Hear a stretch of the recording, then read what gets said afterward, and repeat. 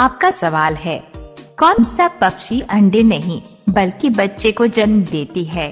आपका ऑप्शन है ए hummingbird, B चमगादड़, सी टूकेन, डी कठफोड़वा।